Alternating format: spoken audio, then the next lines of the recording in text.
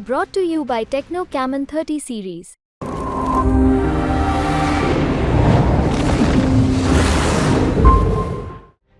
काराकाट में पवन सिंह का जलवा खूब देखने को मिल रहा है। काराकाट में पवन सिंह की एंट्री ने लोकसभा का चुनाव बेहद दिलचस्प बना दिया है। यहाँ मुकाबला अब त्रिकोणीय हो गया है।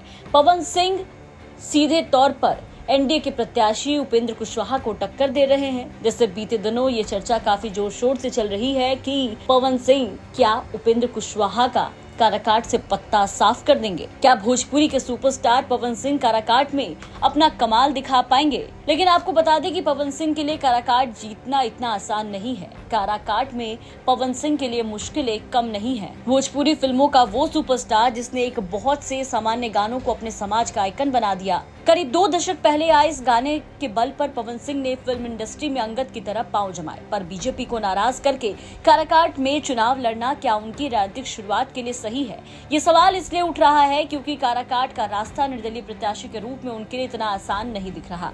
हालांकि उनकी लोकप्रियता इस तरह के सारे दावों को झुटलाने के लिए काफी है, लेकिन समझते हैं कि वो कौन से कारण हैं जिनके चलते उनके जीत की संभावनाओं को धुंधला कर रही है। 2019 का चुनाव अगर हम देखें तो ये समझने के लिए काफी है और ये चुनाव बहुत कुछ बताता है कि उपेंद्र कुशवाहा का वोट फिक्स है। परिसीमन के बाद अस्तित्व में आए काराकाट लोकसभा सीट से अब तक महागठबंधन के उम्मीदवार को यहां से जीत नहीं मिली। काराकाट में हुए पिछले 2 लोकसभा चुनाव में मिले वोटों का अगर हम विश्लेषण करें तो पाएंगे कि उपेंद्र कुशवाहा के फिक्स वोट हैं जो उन्हें हर हाल में मिलते हैं। 2014 लोकसभा चुनाव में रालोसपा के उपेंद्र कुशवाहा ने आरजेडी की कांति सिंह को हराया था। इस चुनाव में जेडीयू के महाबली सिंह तीसरे नंबर पर थे। उन्हें लगभग 75,000 वोट मिले थे। अब 2019 की बात करें तो जेडीयू की महाबली सिंह एनडीए के उम्मीदवार थे। उन्होंने रालोसपा के उम्मीदवार उपेंद्र कुशवाहा को हराया था।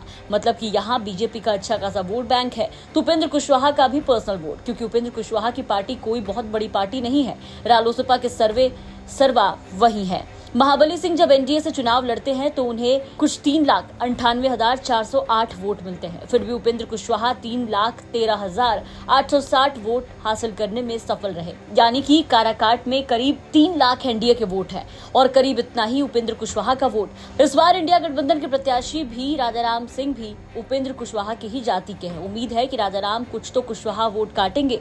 फिर भी उपेंद्र कुशवाहा को कमजोर मानना भूल ही होगा। पहले ऐसा समझा जा रहा था कि उपेंद्र कुशवाहा को ही हराने के लिए पवन सिंह को काराकाट में बीजेपी ने उतारा है। दरअसल नीतीश कुमार से नाराज होकर ही उपेंद्र कुशवाहा उनका साथ छोड़कर एनडीए में शामिल हुए थे। बीजेपी नीतीश की जगह अति पिछड़ों वोटों का दाव उन पर ही खेलने वाली थी।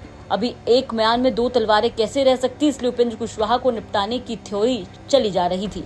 पर नरेंद्र मोदी ने काराकाट में रैली करके ये साफ कर दिया कि बीजेपी मजबूती के साथ उपेंद्र कुशवाहा के साथ है। पूरे देश में जिन सीटों पर ऐसी परिस्थितियां जन्म ले रही है वहां पर रैली से पीएम मोदी ने किनारा कर लिया था।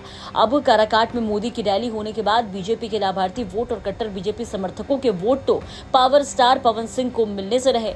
हाँ, अपनी जाति से राजपूत वोट उन्हें जरूर मिलेंगे।